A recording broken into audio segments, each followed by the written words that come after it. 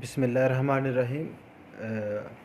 Last lecture में हम लोगों ने कूलम्स लॉ को स्टार्ट किया था और कूलम्स लॉ में हम लोगों ने तकरीबन वो सारी बातें डिस्कस कर ली थी जो हमें ज़रूरी थी इस टॉपिक को समझने के लिए।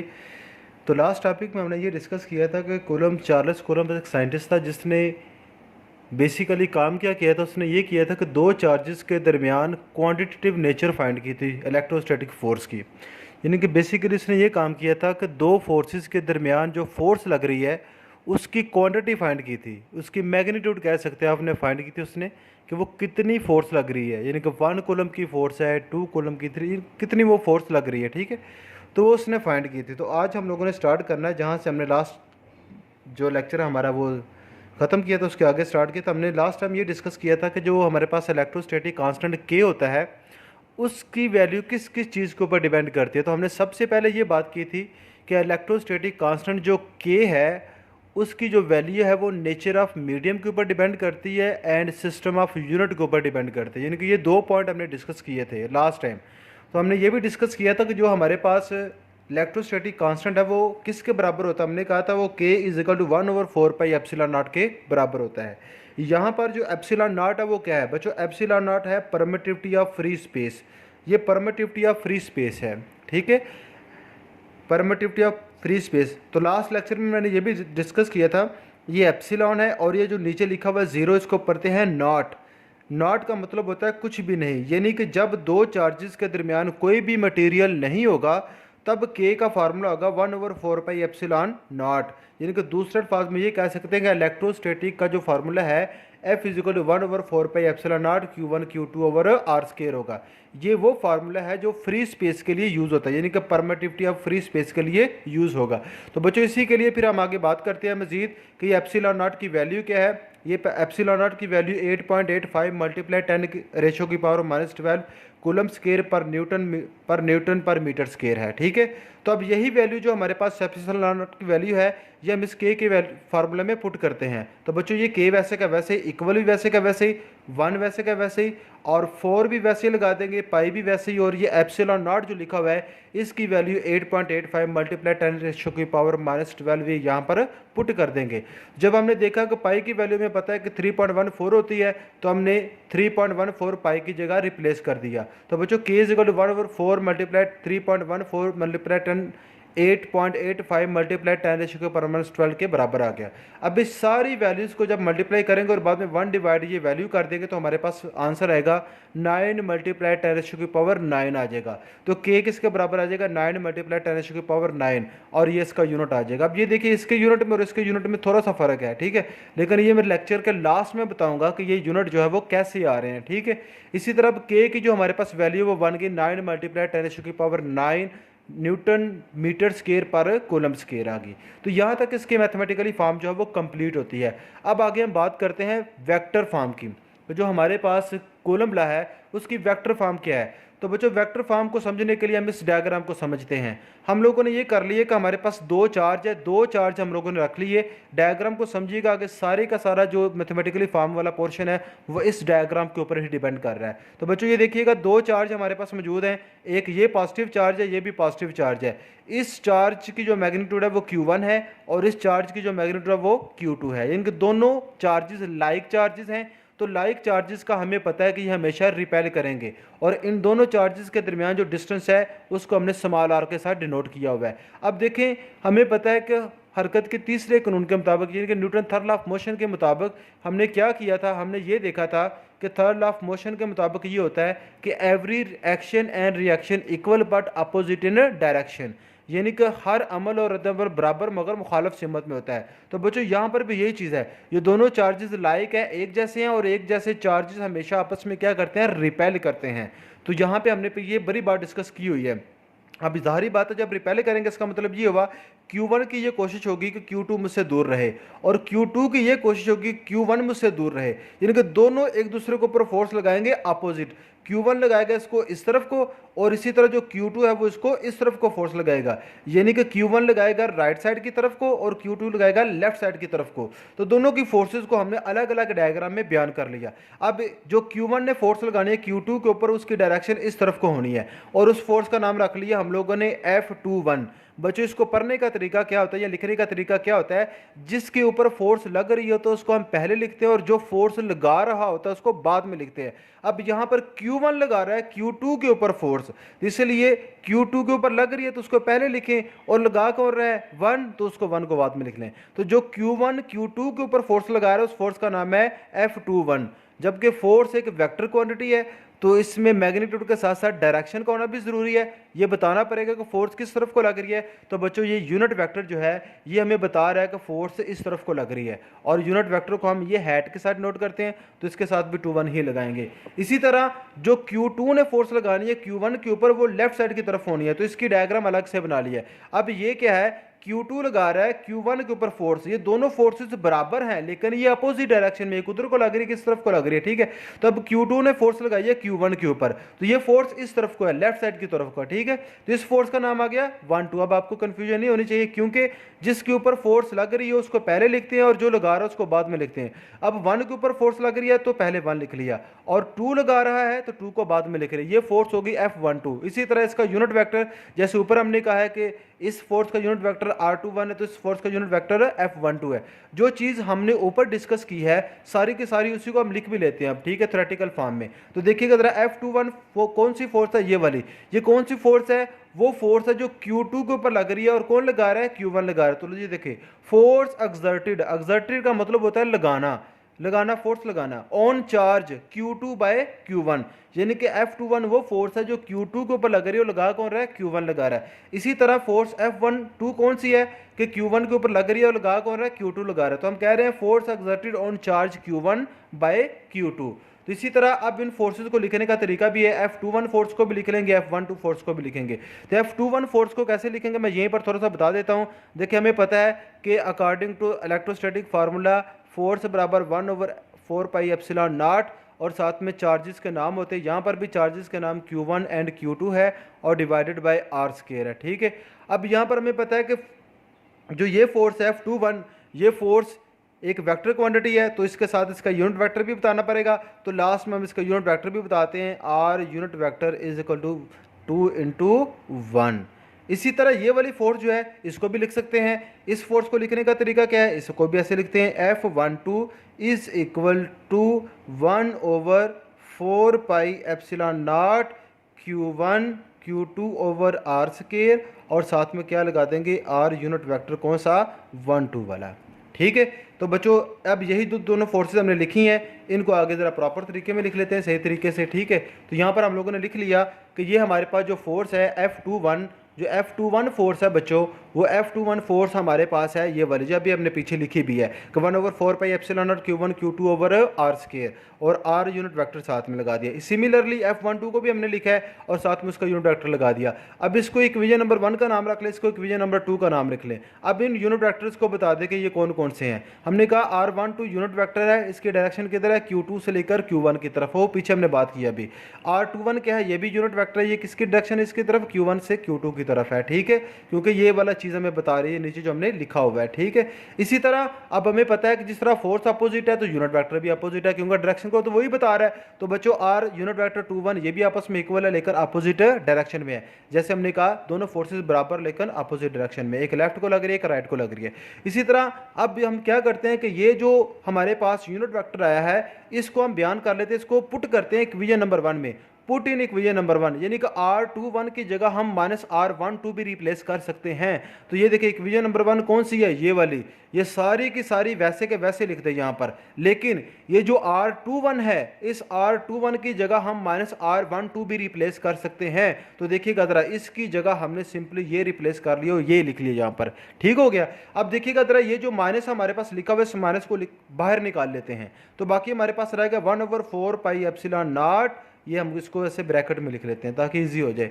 तो 1/4 pi epsilon nought Q1 Q2 over R² into R unit vector 1/, सिर्फ माइनस को निकाल के बाहर रखा है, बाकी सारे का सारा वैसा ही है। तो बच्चों ये देखिएगा ज़रा, वही चीज़ दोबारा से हमने लिख ली है, ये माइनस बाहर निकाल लिया, बाकी ये सारे का सारा ऐसा ही है।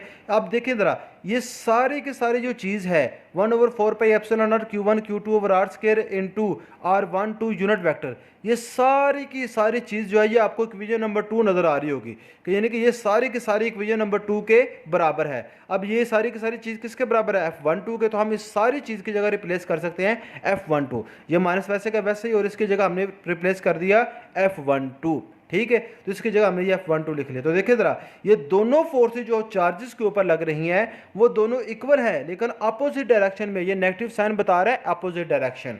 ठीक है बच्चों, तो आगे देखिएगा जरा, hence Coulomb law is in accordings with Newton's third law of motion. हमने कह दिया कि कूलम्ब लॉ भी जो है वो हरकत के तीसरे कानून के मुताबिक या न्यूटन के थर्ड लॉ के मुताबिक काम कर रहा है। यहाँ पर जब अपोजिट चार्जेस नहीं बल्कि लाइक चार्जेस होंगे और वापस को आपस में रिपेल करेंगे। तो बच्चों ये बड़ा अहम पॉइंट है, ये एमसीक्यूज के लिए भी बड़ा अहम है। इसी तरह जो इसके बाद आगे बच्चों हमारे पास है नेक्स्ट में हम ये देख लेते हैं कि नेक्स्ट जो हमारे पास है बच्चों, ये देखिएगा ज़रा, एक मैंने नोट में पॉइंट लिखा हुआ है। नोट के लिए मैंने ये पॉइंट बताया हुआ है कि नोट में मैंने लिखा है कि coulomb force is mutual force है। ये म्यूचुअल फोर्स है, यानी कि ये अकेला चार्ज कुछ नहीं कर सकता। ये फोर्स अकेले चार्ज की वजह से नहीं, जब दो चार्जेस होंगे तब ये फोर्स क्रिएट होगी। हमें पता चलेगा कि इन चार्जेस के दरमियान कोई फोर्स है, इसलिए इसको म्यूचुअल फोर्स का नाम दिया जाता है। आगे इसका बड़ा अहम पॉइंट है, देखिए सबसे पहले हम लोगों ने डेफिनेशन डिस्कस की थी, फिर हमने एक्सप्लेनेशन को डिस्कस किया, फिर हमने मैथमेटिकल फॉर्म को डिस्कस किया। अब हम इसकी वेक्टर मीडियम का इफेक्ट देखते हैं। Effect of medium. Effect of medium के लिए आप लोगों ने एक बात याद रखनी है, जैसे यहाँ पर मैंने एक छोटी सी एग्जांपल भी प्रोवाइड की है कि दो चार्ज रखे हुए हैं, दोनों चार्जेस के दरमियान यहाँ पर मैंने कोई मीडियम रख दिया है। ये मीडियम जो होता है इसको हम इंसुलेटिंग मीडियम कहते हैं। ये मैंने यहाँ लिखा भी हुआ है इंसुलेटिंग मीडियम, या इसका दूसरा नाम होता है डाई इलेक्ट्रिक मीडियम।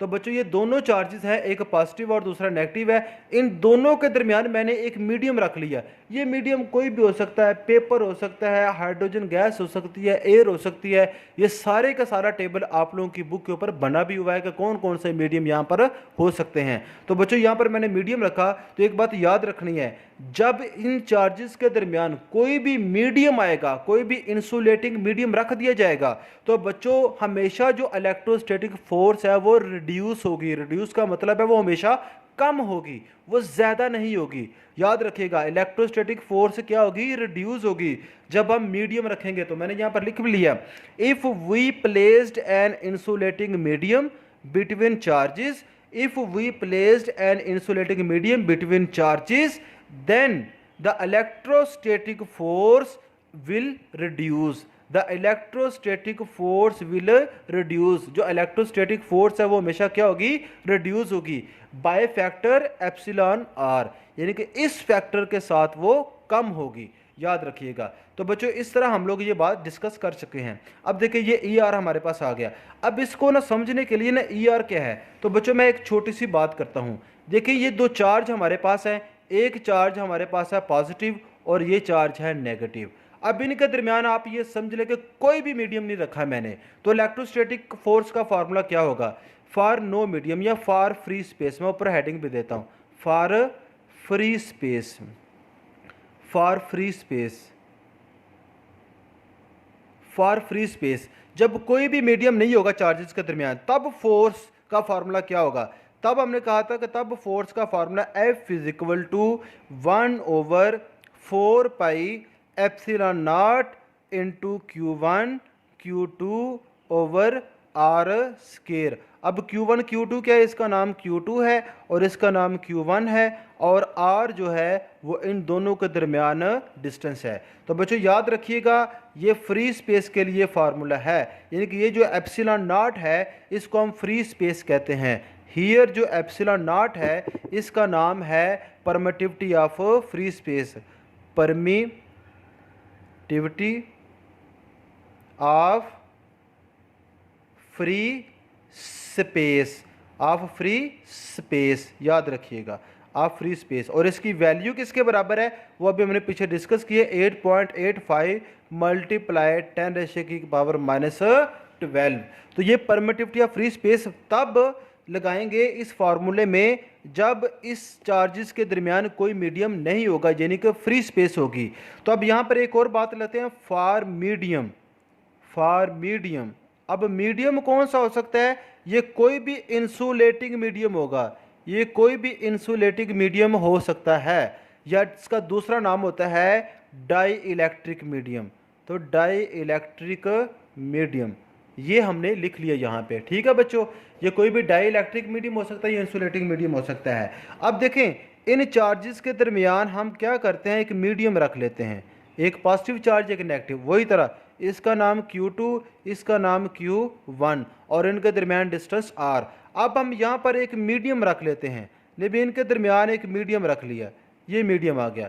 तो ये मीडियम हमारे पास है इंसुलेटिंग मीडियम, इंसुलेटिंग मीडियम, यह इसका नाम है डाई इलेक्ट्रिक मीडियम। अब ये चार्जेस के दरमियान एक मीडियम आ गया है।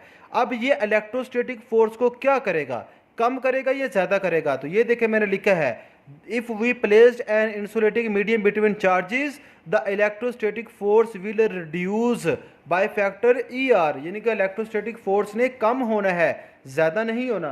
तो फिर जाहिर बात है कम कैसे होगी। मैं आप लोगों को एक एग्जांपल प्रोवाइड करता हूँ। देखिए ज़रा बच्चों, मेरे हाथ में दो चार्जेस हैं, एक चार्ज इस तरफ का है और एक चार्ज इस तरफ में है, ठीक है। तो अब इन दोनों के दरमियान हम लोग को मीडियम लेकर आना चाहते हैं। तो जैसे यहाँ पर हम लोगों ने एक मीडियम रखा है, ये वाला मीडियम है, ये इंसुलेटिंग मीडियम है बच्चों। फॉर एग्जांपल हम ये कह देते हैं कि इस डायग्राम को मैं इस तरह बयान कर देता हूँ, जैसे ये एक पेज हमारे पास है, और इस पेज को एग्जांपल हम लोग इस तरह कर सकते हैं, जैसे ये पेज है और इस पेज के इस तरफ एक चार्ज है और एक चार्ज इस तरफ है। तो देखो इसमें मीडियम कौन सा आ गया, ये पेज इसके दरमियान मीडियम है। तो बचपन में हम लोग इस तरह का एक्सपेरिमेंट कर चुके हैं कि दो मकनातीस लेते थे, एक इधर रखना एक इधर रखना, वो मकनातीस फिर भी आपस में अटैच हो जाते थे, ठीक है। तो बच्चों ये वो वुड भी हो सकती है कोई, फॉर एग्जांपल समझने के लिए कि एक वुड भी रख सकते हैं हम लोग, ठीक है ना, मिरर भी रख सकते हैं, आईना वगैरह, ठीक है ना। तो ये देखिएगा ज़रा, ये दोनों चार्जेस के दरमियान मीडियम आ गया, ये वाला पेज। क्या ये पेज इलेक्ट्रोस्टैटिक फोर्स को कम करेगा? जी बिल्कुल, ये इलेक्ट्रोस्टैटिक फोर्स को कम करेगा, क्योंकि जब मीडियम आएगा तो इलेक्ट्रोस्टैटिक फोर्स ऑटोमेटिकली कम होगी। ये कैसे होगी, मैं आप लोगों को प्रोवाइड करता हूँ एग्जांपल।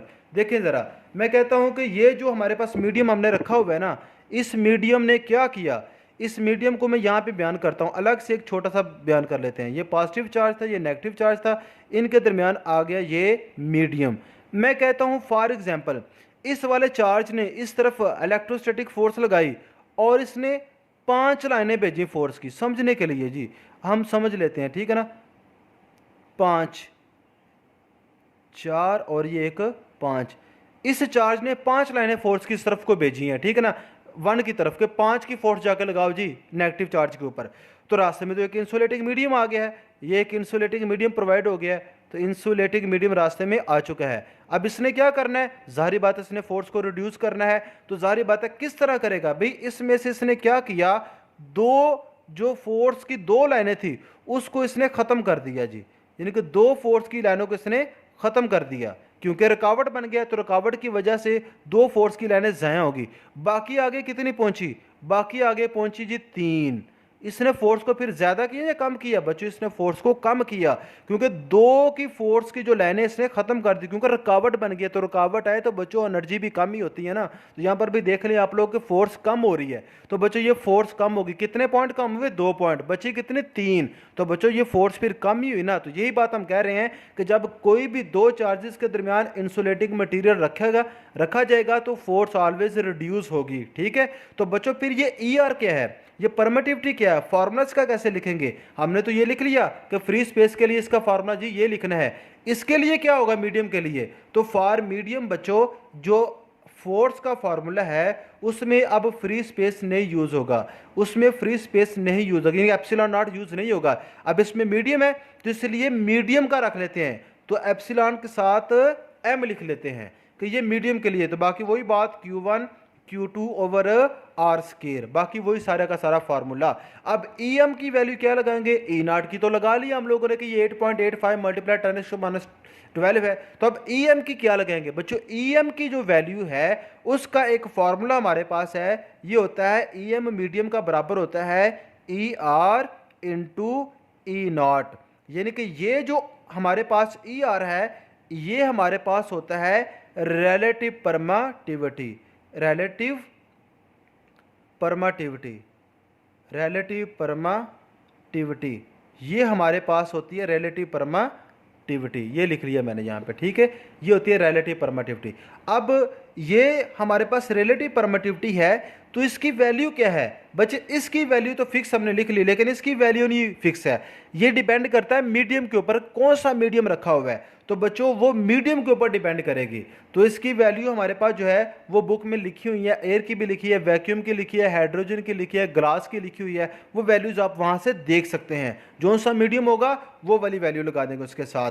तो ई एम की जगह हम ई आर इंटू ई नाट जो है वो रिप्लेस कर सकते हैं। तो यहाँ पर फिर हम क्या करेंगे, F is equal to 1/4 epsilon M की जगह क्या पुट करेंगे, E R into E nought into Q1 Q2 over R square. तो ये फार्मूला लगा देंगे। अच्छा, अगर आप लोग कहेंगे ना कि इसका जो हमारे पास ना एक प्रूफ भी है, तो वो प्रूफ के ऊपर थोड़ा टाइम लग जाना, अगर आप लोगों को चाहिए होगा तो आप लोगों को कमेंट भी कर सकते हैं। तो मैं वहाँ पर आप लोगों को इसका प्रूफ जो है वो एक इसकी छोटी सी वीडियो को 4-5 मिनट की बना के वो भी सेंड कर दूंगा कि ये इसका प्रूफ कैसे आता है, ई एम कैसे ई आर इंटू ई नाट के बराबर आ जाता है। ठीक है, तो उसकी भी एक छोटी सी वीडियो बना।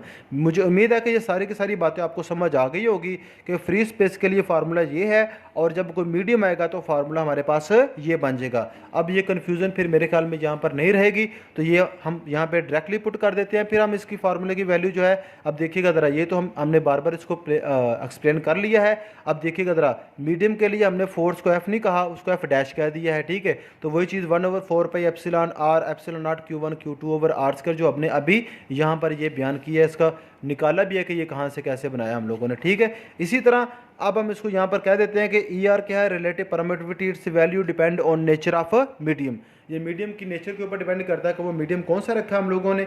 ठीक है, इसी तरह फिर हम आगे कर लेते हैं, एफ इज इक्वल टू जो एफ डैश किसके बराबर, ये वही 1/r को बाहर निकाल लें, 1/r बाहर आ गया, बाकी ये सारा मैंने इकट्ठा करके लिख दिया है। अब यहाँ पे नीचे तरतीब में कर देंगे, 1/r वैसे का वैसे ही, 1/4 एप्सिलॉन नॉट वैसे, Q1 Q2 over R square वैसे ही। तो बच्चों आपको पता है 1/4 epsilon nought Q1 Q2 over R square ये किसके बराबर है, ये फार्मूला फ्री स्पेस का है, फ्री स्पेस का सिंपल एफ फोर्स का फार्मूला है। तो क्या फिर हम इसकी जगह जो है वो सिंपल एफ पुट कर सकते हैं? तो हमने सिंपल एफ को पुट कर लिया, तो एफ डैश किसके बराबर आ गया, 1/एप्सिलॉन एफ के बराबर आ गया। अब सिंपल ई आर को उठा के एफ डैश के साथ ले जाएं। इस ऐसे कैसे आप लोगों ने याद भी कर लेना इसको, इसमें कोई भी चेंजिंग करने की ज़रूरत नहीं है। देखिए ई आर उसके साथ उठ के आ गया, तो F dash into E R is equal to F के बराबर आ गया। हम इसको ऐसे भी लिख सकते हैं, एफ डैश को उठा के नीचे ले जाएं, ये ऊपर एफ डैश नहीं आना, ये एफ डैश नीचे आना है। ठीक है, तो एफ डैश ऐसे कर लिया। तो रिलेटिव परमिटिविटी का फार्मूला किसके बराबर है, F is equal to F dash, F over F dash के बराबर। तो देखिए ज़रा बच्चों, ये जो हमारे पास है ये अकेला एफ है परमिटिविटी फ्री स्पेस का, ये दोनों चीज़ें मिलकर इसके बराबर हो रही है। इसका मतलब फिर ये एफ इस सारी वैल्यू से बड़ा है, क्योंकि ये दो चीज़ें मिलकर ये अकेले के बराबर आ रही हैं।